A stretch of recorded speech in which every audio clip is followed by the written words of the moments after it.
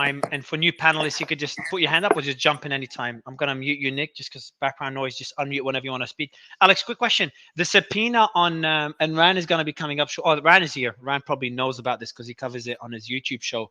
But guys, the subpoena on Sam, I read it briefly. It's not related, as far as I understand, it's not related to the FTX collapse. It's related to Alameda market manipulation. Is that correct? No. These half the guys are trying. Sorry, I've just joined.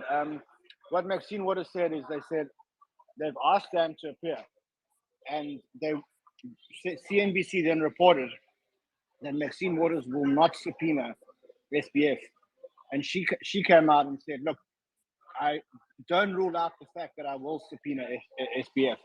So that's the first subpoena.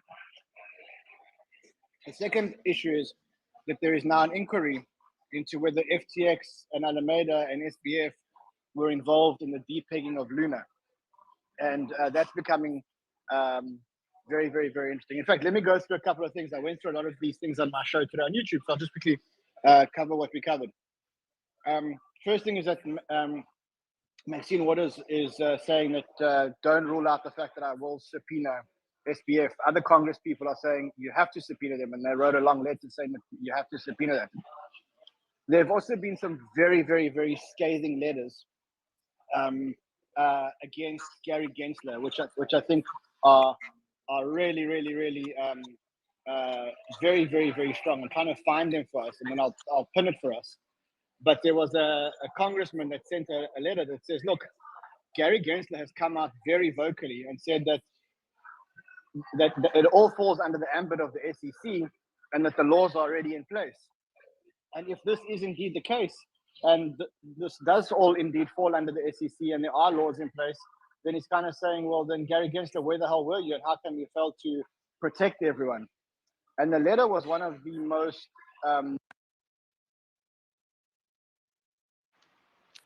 You dropped out, Ran, or someone called you. Yeah, I'll also maybe add while Ran is waiting, it looked like CoinDesk just published an article on this where the letter, I think that Ran was referring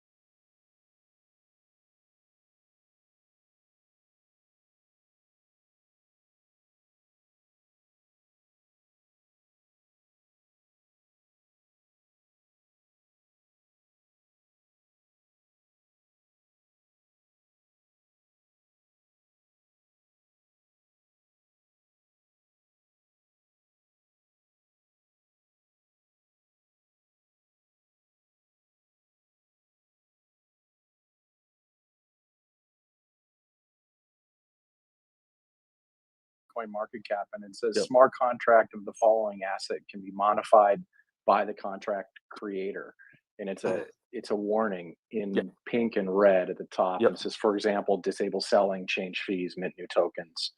Yeah, we also have one on CoinGecko. We've been working with CMC to try to correct that. So I do own the contract. I do have the ability to change the buy and sell tax, which we do regularly when we're doing buy competitions. I'll regularly drop the tax to 1%.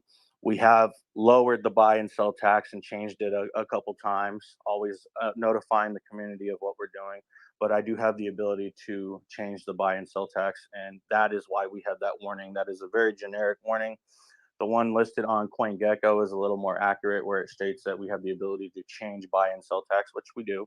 And I do own the contract. It's not renounced. Are you able to set it as high or as low as you want, or are there limitations in the contract? You know, like there's when I limitations build, in the I'll make contract. sure you can't set it to, you know, like above 20%. So even if you wanted to, you couldn't. Yeah, so actually why do it. he said there isn't. Why isn't there limitations, Satoshi? No, there is a limitations. Oh, There okay. is limitations. And, you know, our contracts are audited. Those are found on our website. You know, we're pretty transparent with everything that's going on within our contract. But unfortunately, that is a generic warning that CMC gave us. As I said, the CoinGecko reflects a little more accurately, where it states that, you know, I have the ability to change the buy and sell tax, which I do regularly for competitions, you know, as incentives to the community when we're doing giveaways or buy competitions or whatever it might be. It does allow me the means to actually to do that. There is limitations in the contract. The contract code is published, so anybody can go to the BSC scan and view through the contract. You know, our thing at Squid Grow, you know, is obviously transparency and security. You know, everything that we're putting out as far as utilities is heavily audited. You know, we are decentralized, so everybody owns their keys. You know, it's not like you're locking your tokens up on exchanges, although we are listed on exchanges. But our emphasis is on security. And the message you are referring to on CMC, you know, it has not been an easy process trying to get that removed. Cool.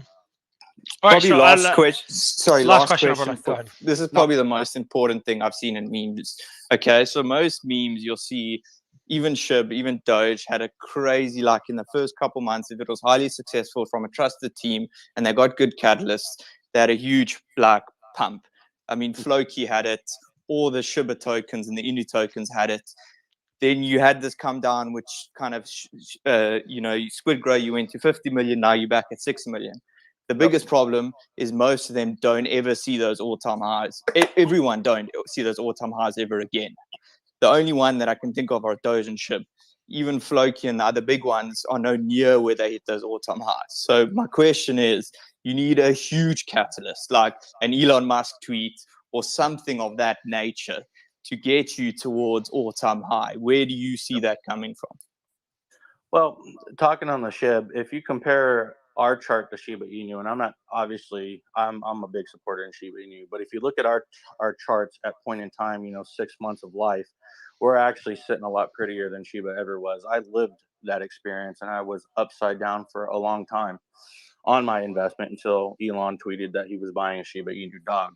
You know, and Floki pumped when, you know, Elon obviously said he was naming his dog Floki.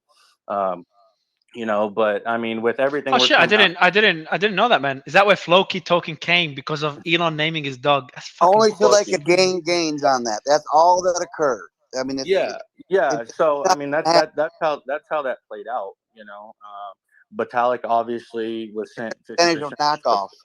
Yeah, Vitalik was sent 50% of supply, and when he started interacting with that kind of coincided with Elon's tweet, and that just sent us. But I was upside down on my investment for the longest time. I mean, I had friends that invested. There were 7 of us that got into it, invested $1,000, and sold for a loss, and that was hundreds of millions of dollars right now had they held.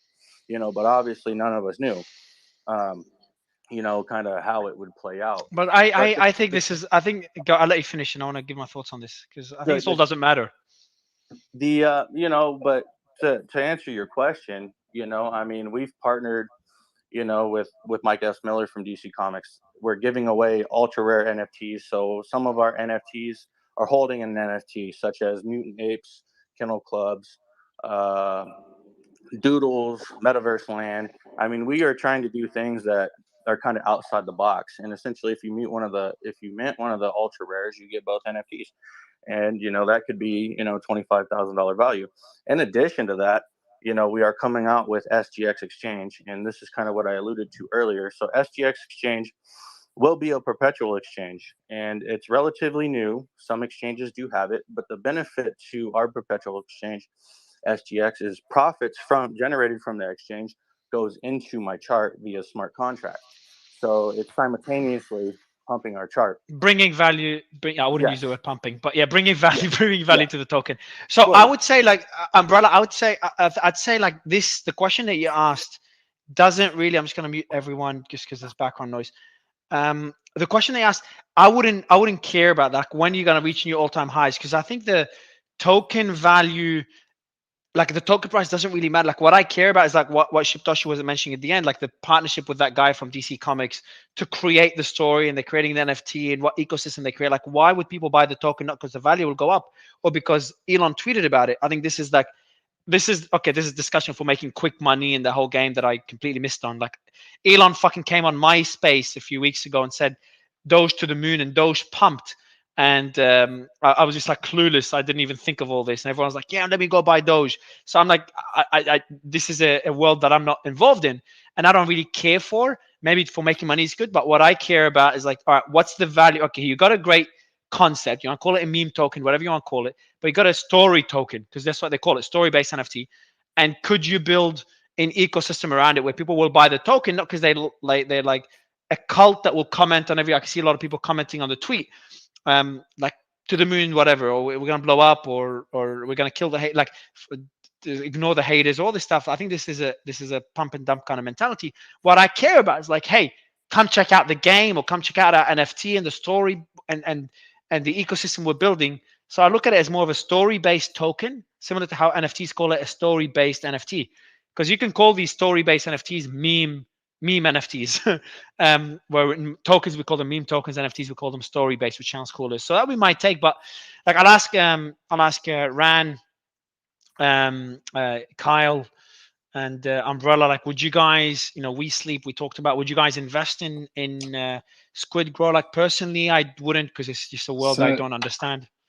So look, for me, I've been listening, mate. I've been listening to you guys. I also have a view on meme coins. Meme coins is about being able to identify culture very, very early, and being able to exit culture very, very early. That's kind of like how I see it. And I think the best example of that was, if you look at all the different NFTs, it is people that understood what would be hot the next day, the next month, the next week, and they knew also how to get out quickly. Unfortunately, I'm not that kind of investor. So I invest in things fundamentally long term, and I'm not good at identifying the trends tomorrow. And if you just look at how I dress, you could probably ascertain that for yourself. So that's like, for me, like, I know what I'm good at, I also know what I'm not good at, and I'm not good at identifying how the culture is going to change between today and tomorrow and the next day. And so I'd rather leave that up to Umbrella, who's probably done a great job. Yeah, Umbrella. Yeah, I think Umbrella would be me and you ran like out of that meme coin world, like so it's not something that we'd ever invest in. But Umbrella, like, is that a meme token that, how does it compare to other meme tokens you see? So, if I have to look at it kind of, and I sit in the space and I see what others say, is everyone's something new and shiny, right? And that's the problem with kind of older meme tokens, is it's difficult to get and you're looking on your return on your investment, it's more difficult to get that return on your investment. And secondly, for me, is, a lot of people look at the taxes, and for me, the Squid Grow taxes are too high. So immediately from day one, you're probably down around 20% of your investment because of the taxes. What's their tax? I think I saw it. I think it's 4 or 6% buy and 12% sell. And that, I just looked on the website. I didn't look at the smart contract. That's for me. That's a big turnoff. I think the whole tax model is a big turnoff. I know it's part of the whole meme culture, but it's just not for me. I don't like when I see such high taxes. It makes sense for anyone listening. Taxes are essentially every transaction you make, a certain percentage. Sorry, I said, but you get reflections. No, but then the incentives, This though, is not the this is incentives, not a reflection token, so you don't get any reflections.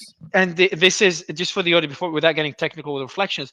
Essentially, you get like then the incentive of the project is to just keep getting the token to trade, buy or sell. You just want it to trade because that's where you make your money, and that's not where the incentive should be aligned. The incentive should be aligned in like the token value increases as the project builds something out of is out. So as a meme token umbrella, would it be a meme token you'd invest in? Because obviously me, Kyle, and Ran are out because we don't invest in meme tokens. But would it be a meme token you'd invest in? So I would say no. It's because of the taxes. The market cap's too high. I would try, as Rand said, I'm better at identifying the trends that are new. So for me personally, the risk reward just doesn't make sense. Obviously, you know, I would prefer investing in something that's a bit higher risk, but taking a lower capital. I spoke to Rand about this the other day. I actually built some, you know, I guess you call them bots, sniper bots, etc., that effectively try buy them as quick as possible. And I would. Joe, you're a degen, man. You're a degen at heart. Sniper bots, for anyone listening, is like a bot that immediately buys the token early and then can sell it after the retail market comes in. We'll go to and I want to ask you quickly about WeSleep umbrella because I know we have one last pitch for the day. Would WeSleep be a project you'd be interested in looking at further? For me, I'd say conceptually it's cool, but I just got to understand the tokenomics and token structure, how they can make it work. Ran and Kyle, and not fans, what's your position on WeSleep from the limited time we had to listen to their pitch? Every time I've gone in a pre-sale like this, I've lost money. So no. Really?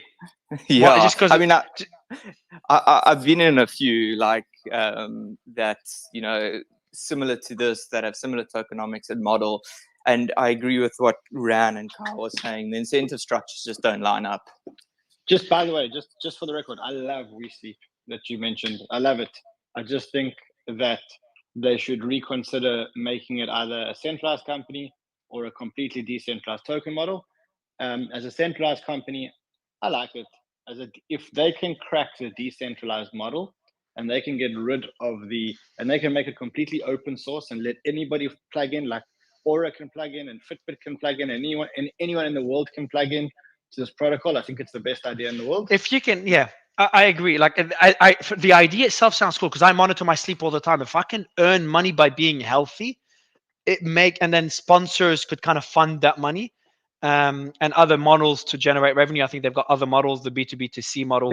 There's so much value that accrued here. I mean, imagine it plugging into insurance companies too, and the value you could get. You could say the data is the value as well. The data is the value that can be injected into the token. So the idea makes sense. It's just a matter of like, does it need to be decentralized or not? And I think it just needs further digging. And again, this is a startup, so we give them the benefit of like, hey, they're trying to discover their model.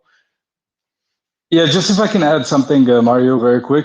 I think let's go last pitch. Yeah, stuff like this, if it's kind of built out there, ready to be plugged in by a third party, by a Fitbit, any provider of that sort, could be really valuable. You know, stuff that could be available as like a public infrastructure with tokenomics, etc. And you have centralized providers, data providers that could plug in. That could be a great model as well. So on a just to end it, to go to the last pitch for the day is, I'd say for Squid Grow, me, Kyle, and Rand just don't count because we're not in the meme token world. Umbrella, who's in the meme token world, would not invest just because of the tax. And I'll let Shiptoshi's requesting to speak. So I just saw you, Shiptoshi. I'll bring you up right after the final pitch to kind of address that final point by Umbrella. Maybe we got something wrong. I'll do that at the end if you don't mind, Shiptoshi. We'll go to the last pitch because I know we went way over time. So WeSleep, I'll look into the tokenomics, token structure, and invest if that makes sense and it adds up. The concept makes sense. Ryan, I think, agrees. The idea is cool. With Shiptoshi, we just mentioned it. And now last one. All right, I'll be honest. My Freedom Coin. I don't know what to make of it, guys. I'll let you pitch, but I had a look at the points earlier. You're so convoluted, and there's so many pieces to it that hopefully you can, maybe the other panelists could understand. So let's kick it off. You got 90 seconds to pitch. Where's the timer? You ready, guys? My Freedom Coin, you ready? Hello, yeah, I'm ready. All right, bro. I've just tweeted for the audience. I've just done a tweet so you can give us your comments. It's going to be pretty complex, this one. At least for me, it was complex. I'm going to pin the tweet above. Done. Spinned above, and it's the last tweet on my profile. 3, 2, 1, go ahead, bro. Hey everyone, thank you very much for having me. I'm excited here to be in the Shark Tank. And my name is Sergio Solano. I'm the co-founder and creator of My Freedom Coin, MFC. So MFC has a very simple concept. What it has is that we looked into the market, stocks and crypto, and we realized what is the best format right now that the crypto market is missing. A lot of people don't understand the halving and the volatility of Bitcoin, and they leave the market. So what we created is something that has less volatile. How did we do that? Is that right now, 100% of the funds that we generate by the token sales are recorded in MF and BUSD and token to a smart contract that is willing to rebuy every single coin in circulation, creating a minimum price. Right now, we have in that smart contract $2.2 million that's willing to buy back 14 million coins in circulation, having a minimum price of 15 cents. And everything inside the ecosystem, interest from loans, exchange fees, and transfer fees are charged in the native token MFC and taken out of circulation, creating that minimum price to consistently grow because that funds that we hold buy back less tokens. So what we created is that 100% of the incentives of the whole ecosystem go directly to the tokenomics, creating a consistent growth through the long term.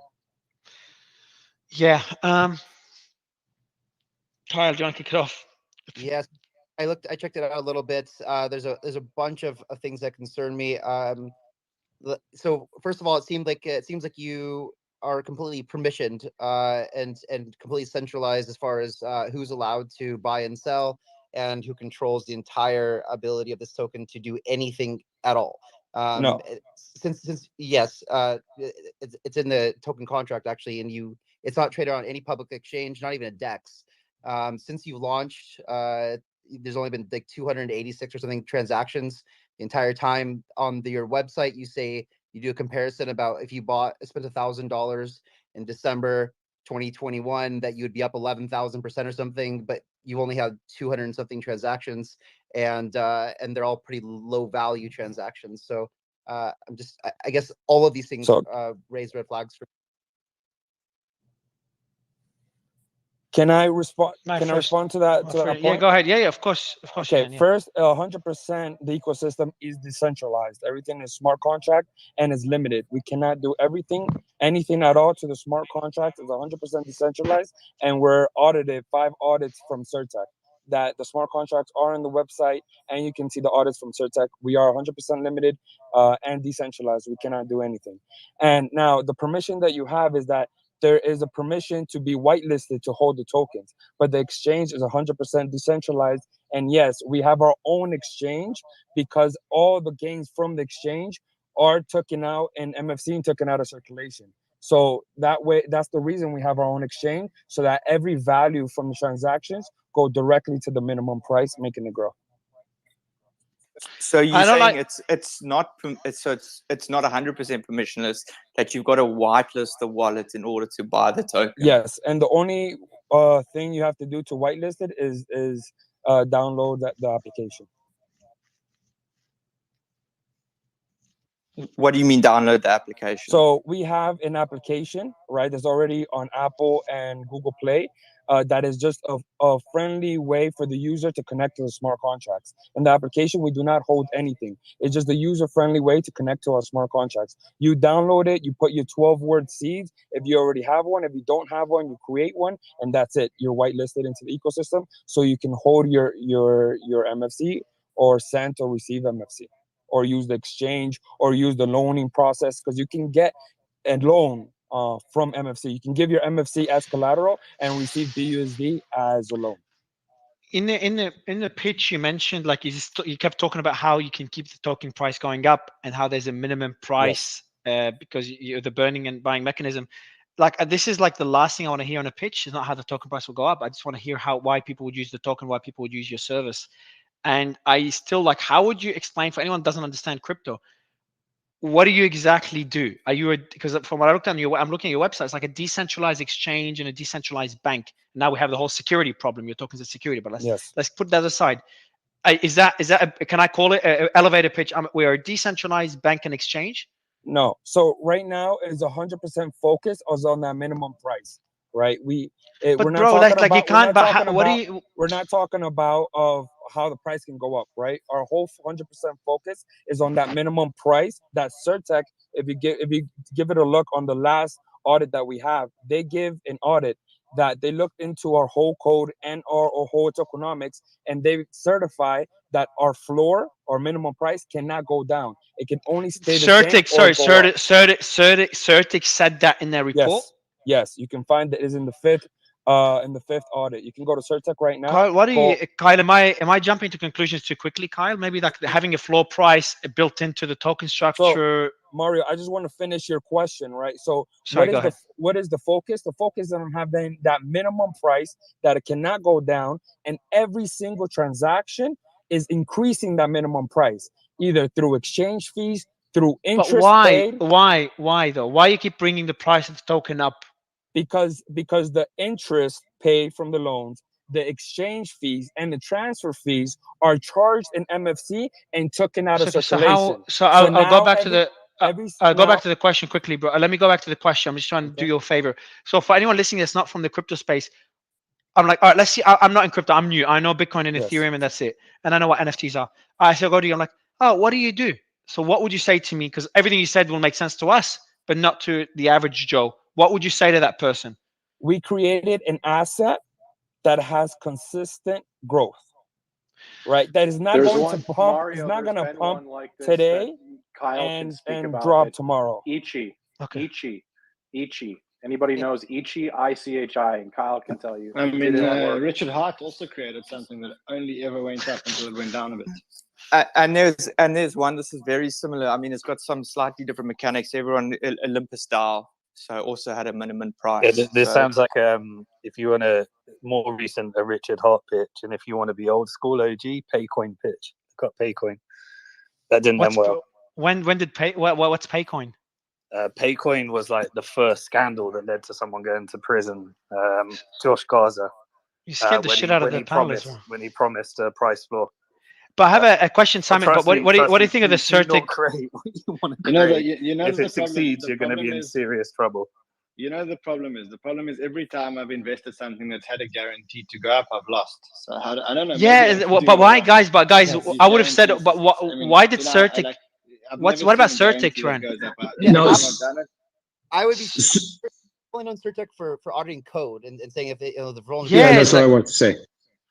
Yeah, but why? But the gentleman just said, I forgot his name. The gentleman said on page 5, it said Certic mentioned, and if you can send it to me as a DM, bro, send it to my team. They'll send it to me.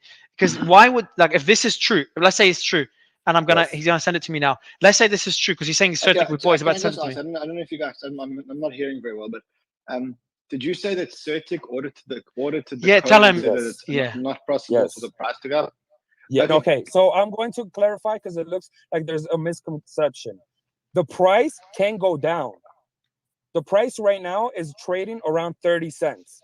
The floor, the minimum price is 15 cents. So the price can go down from 30 to 25 to 20 all the way to 15, but it cannot go under the 15. And the reason that it can't, it doesn't, because I'm going to explain how, right? It doesn't go under because I say so. It goes under because it doesn't go under because we publicly hold, which you can go into our BUSD treasury, and you can see that we have $2.2 million that are willing to rebuy back every single coin at that price. So and what happens when the coins and what happens when you've bought as many coins as you can and there's still coins to be bought? No, because for example, let's say half of the coins want to leave right now and they take half of the money. Well, you still have a million coins that back up 7 million. You still have the same price because those coins go out of circulation to be resold at the next side. So the price can go up and down, but the floor, the minimum price can't, because of the mechanism that we have that anyone can understand. Which magician school did you go to? I went to Waterloo Financials in Canada. I have a question, Mario. So this is pretty much like an exchange token when you look at it. It looks like a combination of loans and an exchange token. And basically, the token is capturing supposedly all the value in the ecosystem. So my question is, if the token captures all the value through the loans and through the exchanges, what is the revenue model, right? Because you cannot just put all your eggs in one basket and have a token that captures all the ecosystem value without paying your engineers or without paying your team members, right? To Yes. scale the actual technology. So that's my Yes. question. So what did we do is that as the founders and the people that developed MFC, we just bought the first lot, right? The price came out at 2 cents per coin, and we bought all those and created the first floor. We put in $500,000 and put in the first floor, and then we made it publicly. So our incentive is just to grow the value of the coin, because that's what we hold. We hold the coins because the interest goes directly to the tokenomics. The exchange fees directly to tokenomics, and the transfer fees directly to tokenomics. So how do we profit? Is having the valuation of the coin go up. Look, guys, to be fair, I did look at the project, and from a high level, the math does seem to work, and the value, like, and what he's saying, I wouldn't judge it so poorly at this time. You know, I would have to actually just do a bit more research, a lot more research actually. But yeah, because I only looked at it for maybe 5 minutes, but it does seem to make a bit of sense. The part that concerns me the most is why the need to keep it off of a public market. Well, you know, the kind of permissions that are in the contract. You know, what happens if you guys decide to all of a sudden one day just unwhitelist everybody, and then you dump all the tokens, and then they're just like, you know, then everyone's screwed, right? Like, it okay, just seems. I want to respond to the two ones. So first one, the reason that we created the own exchange is because we want 100% of the fees from every transaction to go to the value of the coin.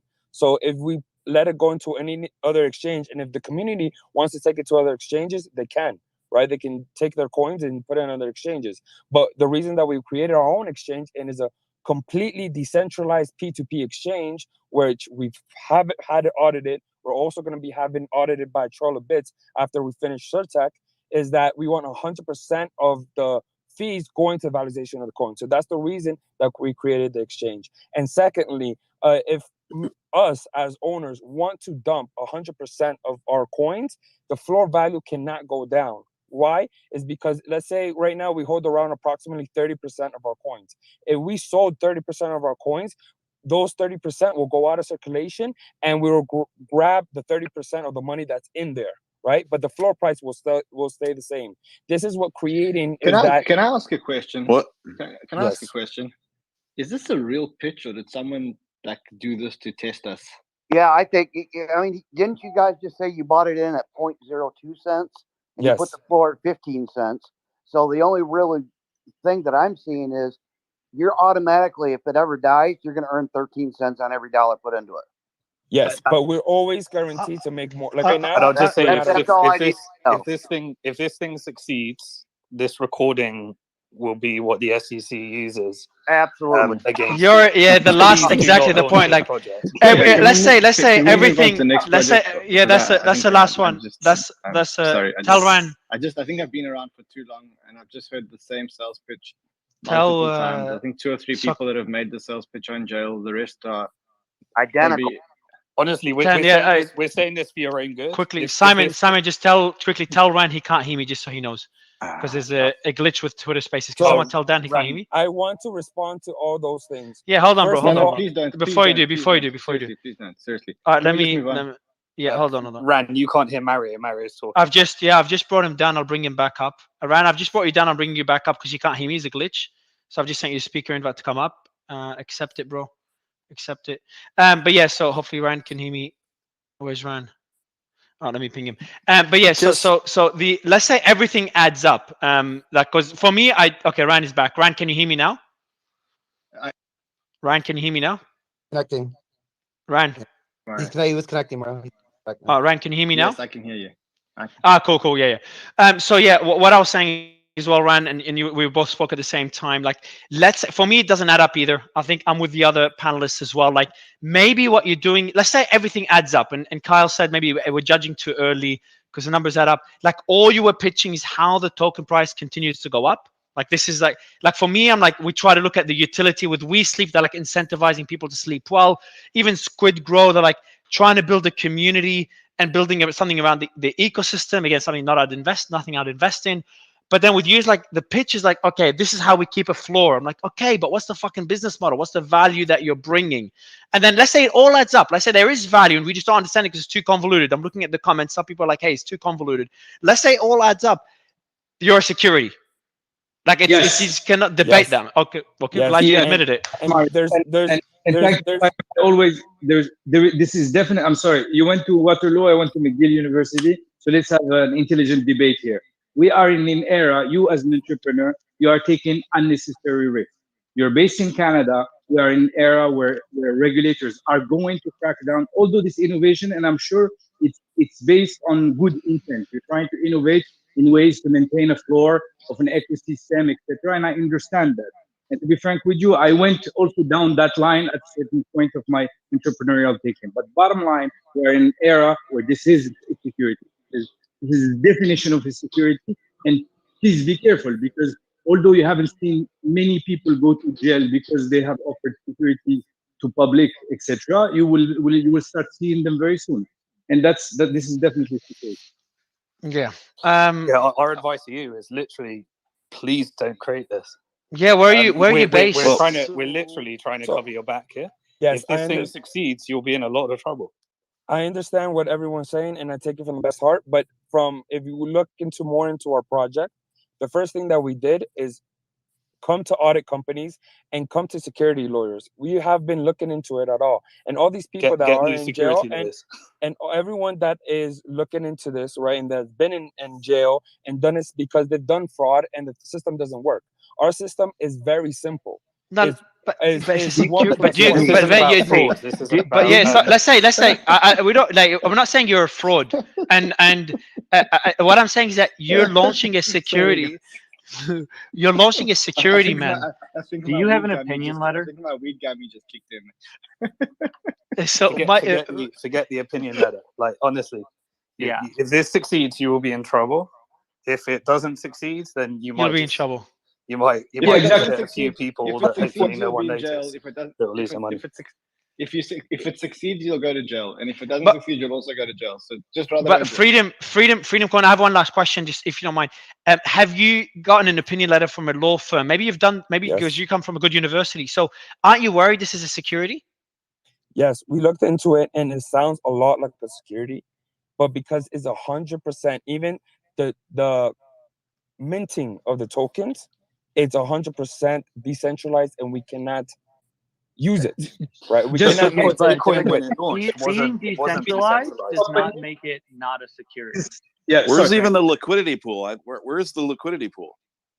There is no liquidity pool. It's all through their own DEX. So it's effectively through a swapping function through their own DEX. So they're not on like any decentralized exchange. Well, they effectively created their own with their own mechanics. I guess my question is the way I see this potentially failing is two ways that you need to answer this. Firstly is, as we saw with kind of Daniel Sesh and Klima Dahl, is that theirs fell below their price, but they didn't take any action. So is it trustless, or do you still have to click a button to say, okay, we're going to buy back the coins now because it's gone below that price? So that's the first thing. The second thing, I saw you said on the lending protocol, when they give collateral, the collateral they have to give is in your native token. So what happens when the price drops down and the collateral becomes too low and you start getting bad debt within the protocol? And as we've seen, that could be like a never-ending spiral that effectively causes your protocol to fail. Okay, first question is 100% automatic. We do not have to press anything. It's 100% already in the smart contract. The smart contract that holds all the BUSD treasury, it's very simple. It's willing to buy back in every single coin. So all you need to do is sell it to that smart contract, and it will give you the BUSD. And as well as for the loan, all you have to give is your MFCS collateral, and you will receive BUSD as the loan. So it's 100% automatic and decentralized. We cannot function it. We can't change it. We don't have to press a button. The second question, can you remind me the second question, please? It's around the lending, right? So you obviously users use MFC as collateral to get loans, right? So obviously as the price of MFC drops, you know, that value of the collateral drops. So one's if, you know, the way I see it, the problem with this type of protocol is, one, it could be attacked like we saw with RV and Mango, potentially. And two, you can have a death spiral based on what's happening and too many people trying to cash out at the same time. And when you have bad debt on the lending side. So then the answer is that the loan is based on the floor, right? So you can get 100% of what the floor is, right? So right now it's 15 cents. You'll give your MFC as collateral and you'll take those. You can do whatever you want with those. You can do whatever you want with those 15 cents, right? The price cannot go under those 15 cents because let's say you decide to not pay back that loan, those coins that you gave as collateral will be taken out of circulation since that money you took out as well. So it'll be 1-to-1, the floor will stay the same. So even if everyone takes out loans and no one wants to pay, the price of the minimum will stay the same. I believe right now that everyone has good intentions on everything they say, but I feel that it's maybe is that because everything that's happening in the market and been so many scams, so many things, I think maybe not everyone did understand exactly how the system works. The system works is very simple, is X amount of money that we have. Every time that somebody buys new coins, adds more money in there that's willing to buy back every point in circulation. And you can get loans from that line. Umbrella, Umbrella, I'll go to you because I think there's a lot of skepticism around the project, and rightly so. How would you describe it, Umbrella? You know, you've been on the show multiple times. How would you describe it to someone that's new to crypto? This is a decentralized what?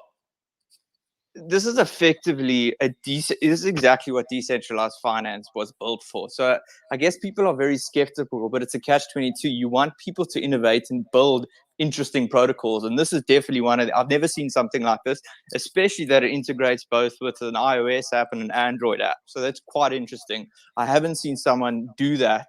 The other ones I've seen are all integrated on web apps. They don't have their own bespoke app. So I guess when I haven't dived into the smart contracts in this, I just haven't had the time and moment. And that's probably the biggest risk. But for someone who comes from the outside, effectively, you can kind of see this as, I guess, the kind of gamification of money.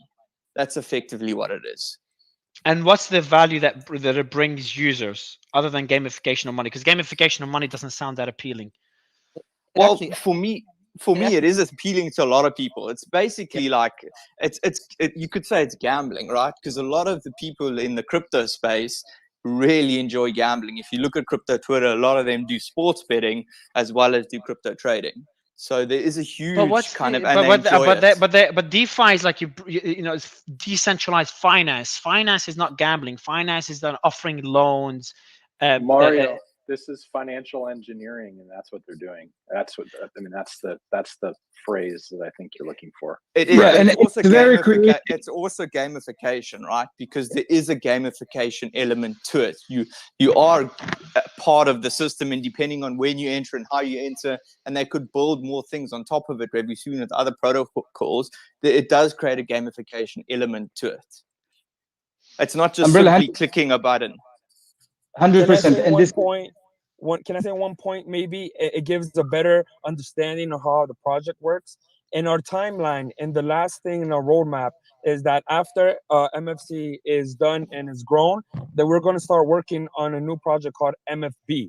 So what it is the same exact concept of MFC, but instead of holding BUSD as treasury, it's going to be holding Bitcoin. Right, every Bitcoin is going to be backing some coins. So we're going back to the. We go back. We go back. We go back into the MFE. I want to do Ethereum. MFE. I'm taking MFS. Solana. I'm taking. Simon, which one do you want? MFC Celsius. MFC. No, MFC is taken, bro. Oh my god! But I want to go back. Like, go ahead, bro. No, I want FTX. I want MFF. All right, guys. So just Kyle, I'll let your thoughts. So I just want to first because we've done and I can add other points of criticism. Like I just don't understand the value. I just don't see it. Except that it's an experiment, and we want more experiments on DeFi. I just don't know what value you're bringing with this experiment. Umbrella, you called it financial engineering, gamification of money. I don't Number see goes that as, up technology. yeah, like this. Kyle, am But I it missing can't, something, but it bro? can't, Like, let's end but it, man. it 'Cause we've can't got- go, but it can't go up forever because it's simple. Is when people start withdrawing, so the price he says at 30 cents, the minimum floor is 50, so you could still lose 50% of your money. Yep. And then once you get that downward spiral, everyone just ends up not trusting But man, the protocol, withdrawing the even forget money, it, and but then it'll umbrella, fail. forget about all this. You know, you got to talk. We Sleep is incentivizing sleep, like it or not, invest or not, it's incentivizing sleep. Even Rand, the critic of all this, said if the ID makes sense, centralized or fully decentralized, then the concept makes sense, and the data they collect, etc. So there's value there. I see the value. Squid Grow less so, but at least like, hey, we're building a community. I hate the tax, not something I'd invest in, but at least we have the token, and we're creating a story. We have this guy from whatever show, what's that superhero show, Avengers or whatever, that we're creating an NFT collection. So they're building an ecosystem around it. What I don't understand is, Kyle, I'll give you the mic to kind of end it because we're going a bit way over time trying to understand this thing. But what value are they creating, Kyle, if any? Other than like we're a game and token goes up, some people make money, some people lose it, which I like. This is something I don't understand. I just don't like. Kyle, is there anything I'm missing, or we're missing? While I'm highly skeptical on the model, and I think it deserves like a much deeper look, but I do think it because I like Umbrella, I am interested in innovation, and I do want to encourage people to innovate, and it is worth looking into.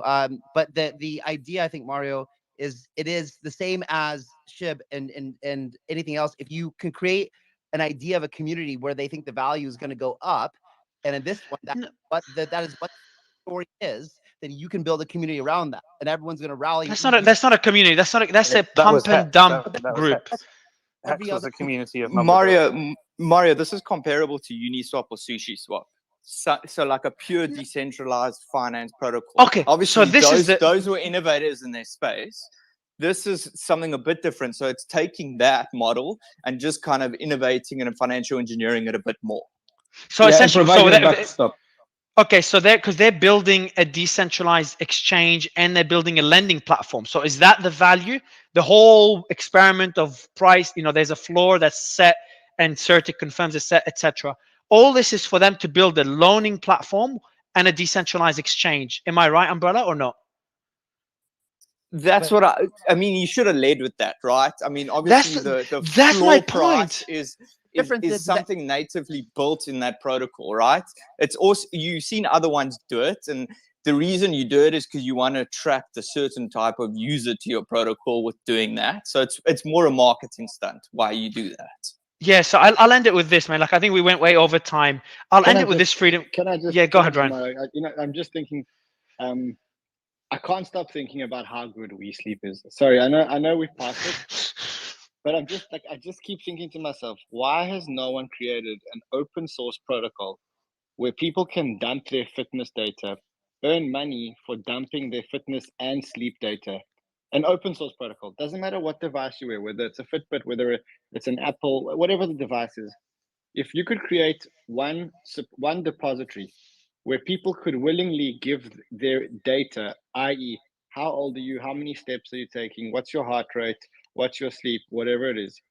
If that lived in one decentralized protocol and advertisers and brands could access that protocol and build mini communities out of all the sleep data and all the exercise data in the world, that would be the most powerful protocol in the world. So I don't know if the guys from We Sleep are still here. They're in the audience. Yeah, they're listening. I can connect you to them. Guys, there's please, actually a please, few projects that are working through that, and like the ability for you to sell your data, essentially.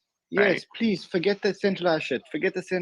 Please build the decentralized protocol that where everyone can go and opt in to donate or to give their sleep and exercise and heart rate data, and that is going to be one of the most powerful protocols in the world, because every user today will donate to it because they'll get the benefits.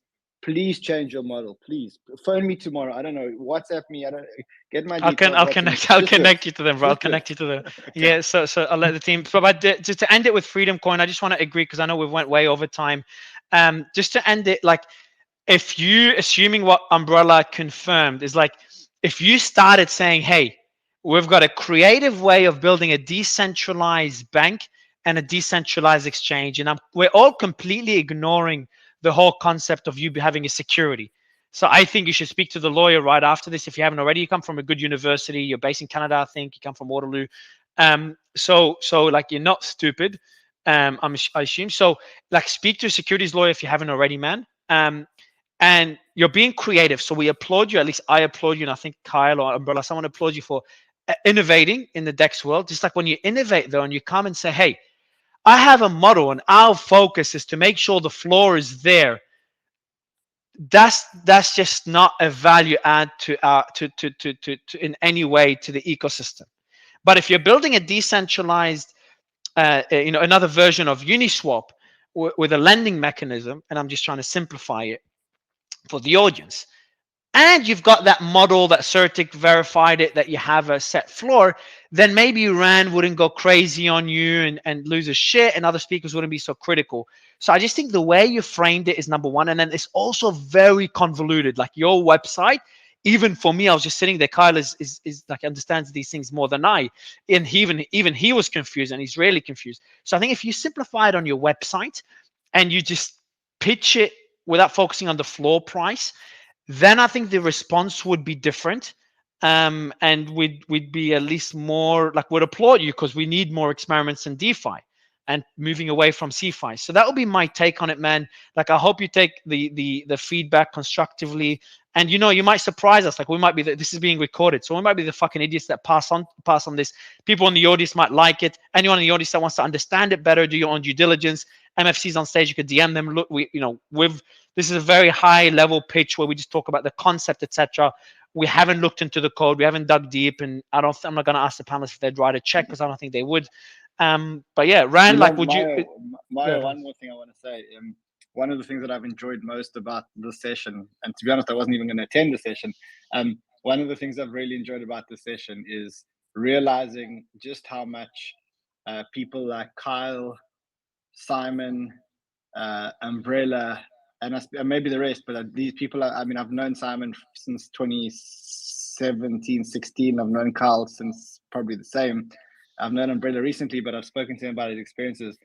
And one of the best things that I've enjoyed about this is how much we have all learned, but we've learned it the hard way.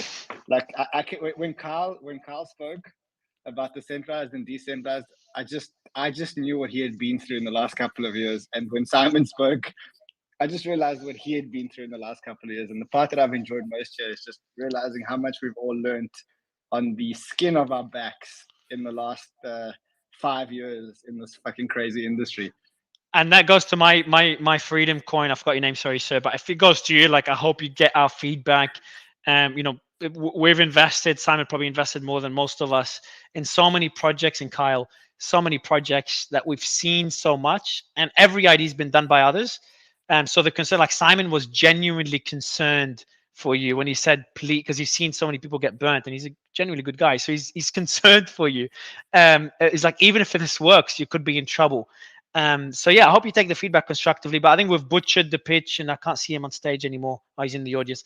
We've butchered the pitch.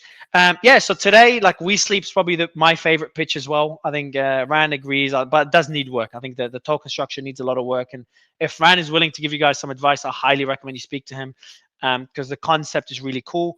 Umbrella, the meme coin, degen, didn't like Squid Grow, so Kyle, if we could convince these guys to build an open source protocol and abandon the centralized entity and build it as a global depository for data that anybody could access, would it be something that interests you?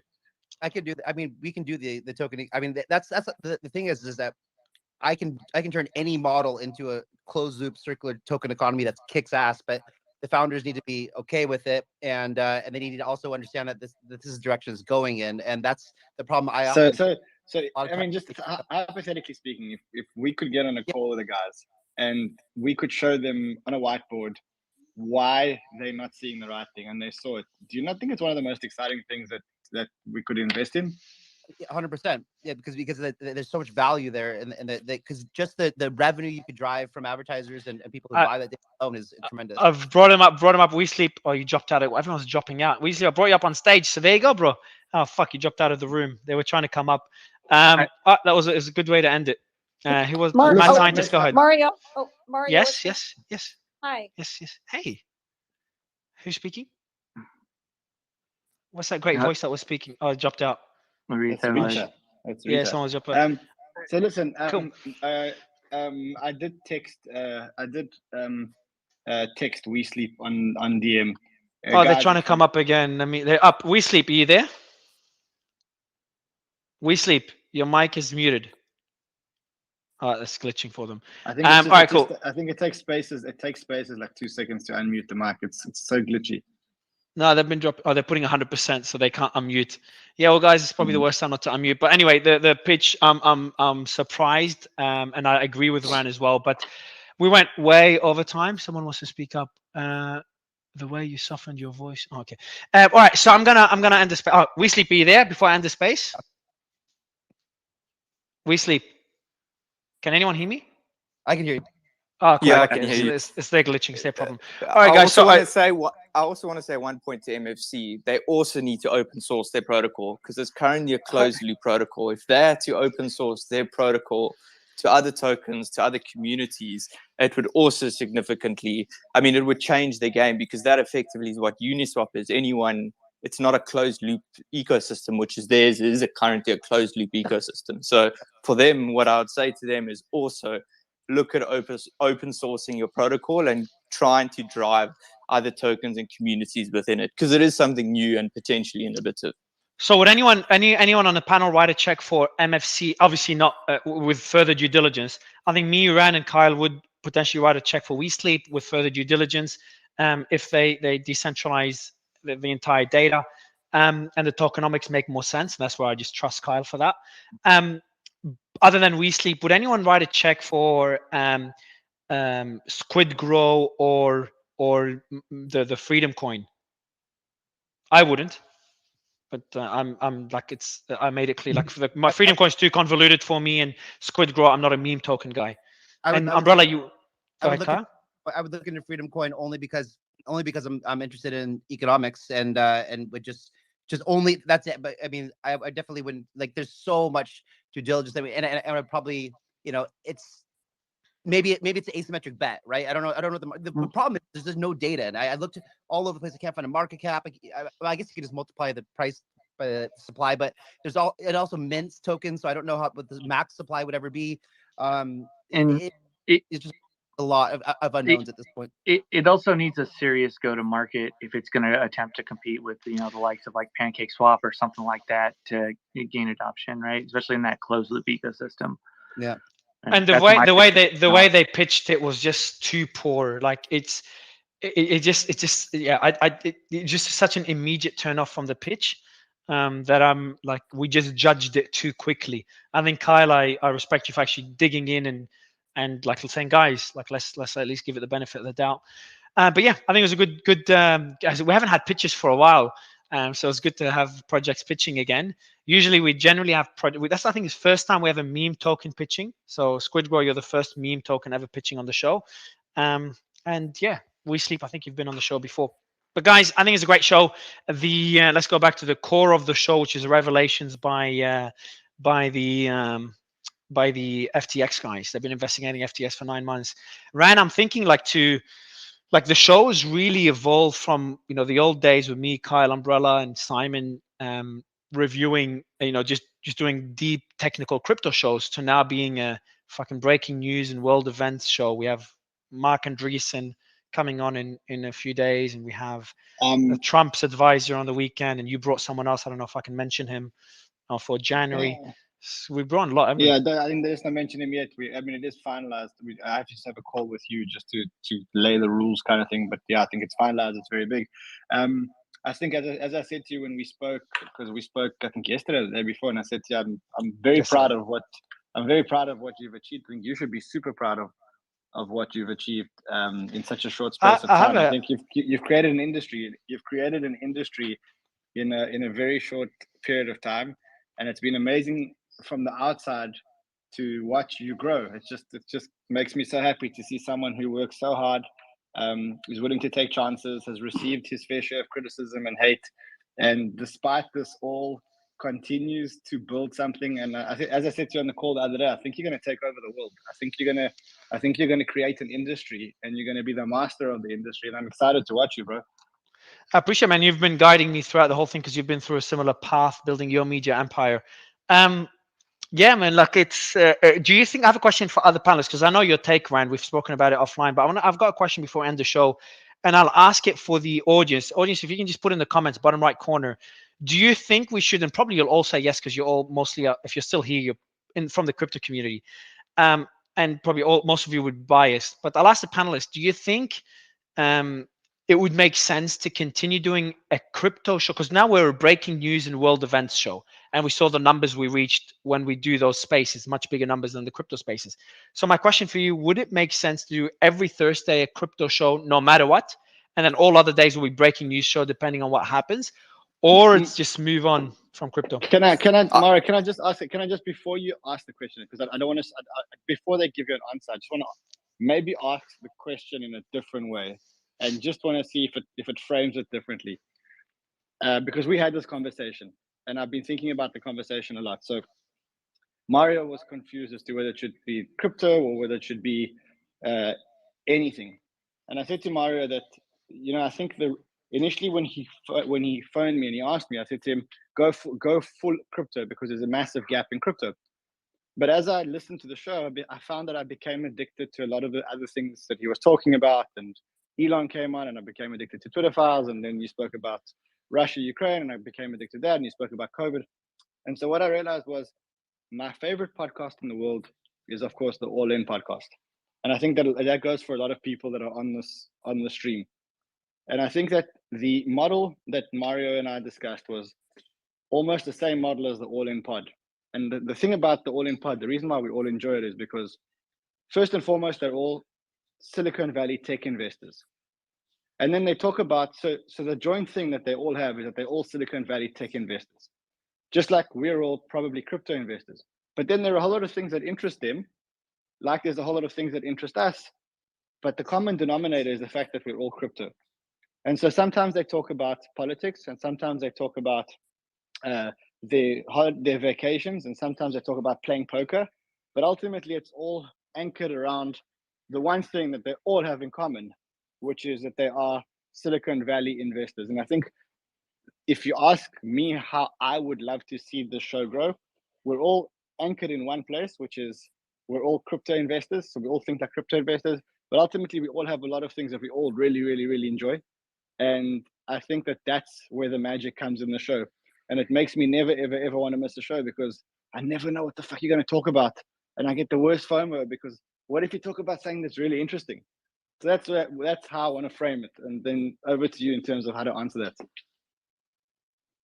Yeah, guys, what do you think? Go ahead. If I may add one thing, I think what the real insight here is that a lot of the back end of the crypto industry was unclear to a lot of people. And I think that this show really brought the light into understanding the back end dynamics of the crypto industry. And as we grow this industry forward, I think this is a common point that people will come always, industry experts, journalists alike, everyone, just users, people interested, etc. Because that's exactly the feel we get with the besties, right? When you watch the besties, you get the feeling that they understand the back end of the back end of Silicon Valley, and beyond that, they each have their own life experiences. They come from different backgrounds. Shamat kind of represents the underdog of the Silicon Valley world, etc., that made it, etc. So you have all these different perspectives and one anchor to Rand's point. Absolutely. Simon, what do you think? Yeah, I completely agree with Rand, actually. So, what the momentum that you achieved, and getting Elon Musk and everybody, and then just becoming this incredible hub for breaking news, that's going to be really hard to live up to from here. But like today, the FTX stuff is still newsworthy. There's still things there. But I think a bunch of Bitcoin crypto people that are commenting on that freedom perspective, that kind of how technology impacts these greater, bigger issues, which are much bigger than Bitcoin and crypto itself. I think you've got to keep that momentum going, because there's more than enough. Let Rand carry on with the crypto banter, and there's more than enough people that are covering that. I think you've done something that's unique. You got momentum.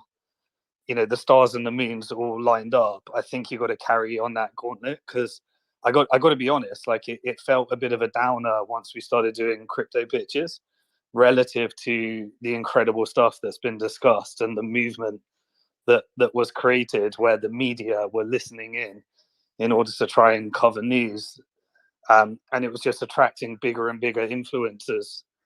And we essentially broke Twitter Spaces. Like nothing was working, everything was glitching, because there was just so much interest. And I don't know what the angle is, but you got to keep it going, because it's been really, really special the last couple of weeks, and it felt like a movement, and it feels like something's going to go. And I think going back to like what you were doing before is a step backwards. I think you need to step up.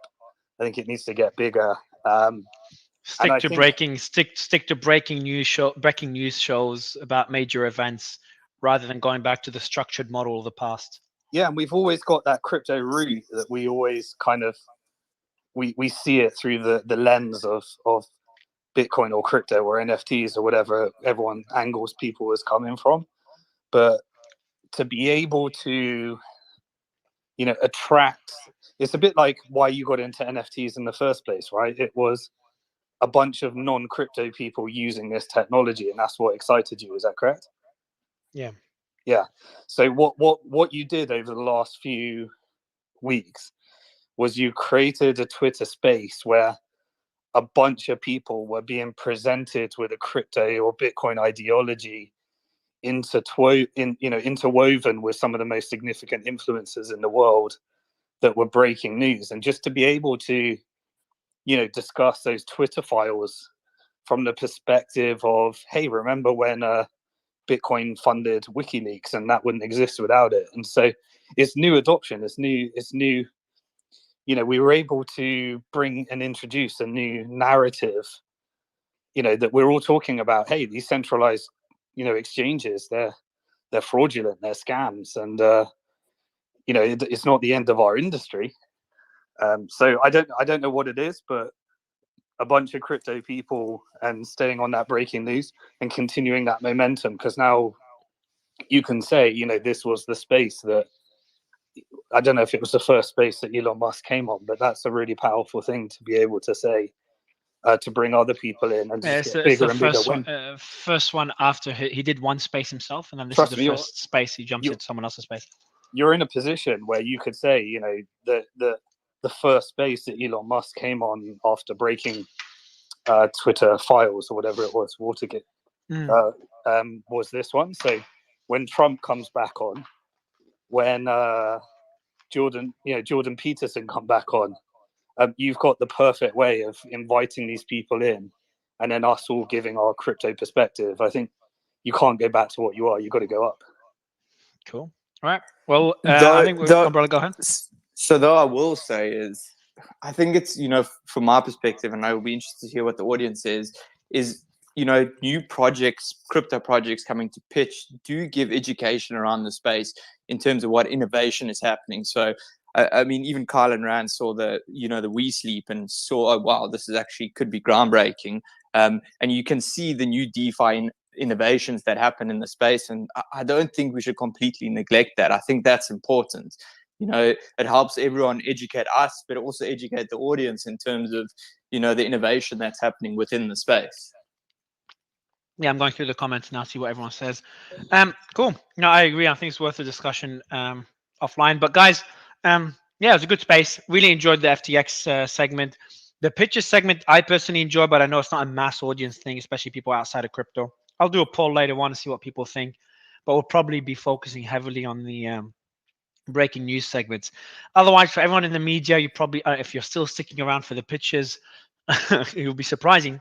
But if you are still here, you'll listen to the recording and you can go through, and I did a thread on the FTX discussion. Otherwise, there's the pinned tweet on my profile for the next space, which is be focused, will be a breaking news space when the next drop happens. Could be tonight. No, I think could be the weekend. The next Twitter file drop. And we also have a special guest, Mr. Gorka, coming on. Trump's previous aide or advisor, or I can't remember the terminology, from Trump's cabinet, who was on the show before. A lot of you might know him. He's coming as a special guest. And we have Mark Andreessen next Tuesday, and another special guest that I won't mention his name, other than the one that me and Rand are doing. Another big special guest that is coming on in about 2 weeks' time. I'll mention him later on. And we're talks with multiple people. So it's going to be really exciting. Since Elon Musk came on for 2 hours, everybody's reaching out to come on stage. So I think it's going to be really exciting. But the focus will continue being mainly breaking news and about doing a crypto show on Thursdays. Yeah, hit me up in the comments, guys. Let me know if you think it's a good idea to do this, or let's just evolve, as Simon said, to the momentum we have with covering breaking news. All the speakers, appreciate you, panelists, hosts, Rand, Umbrella, Kyle, appreciate you. And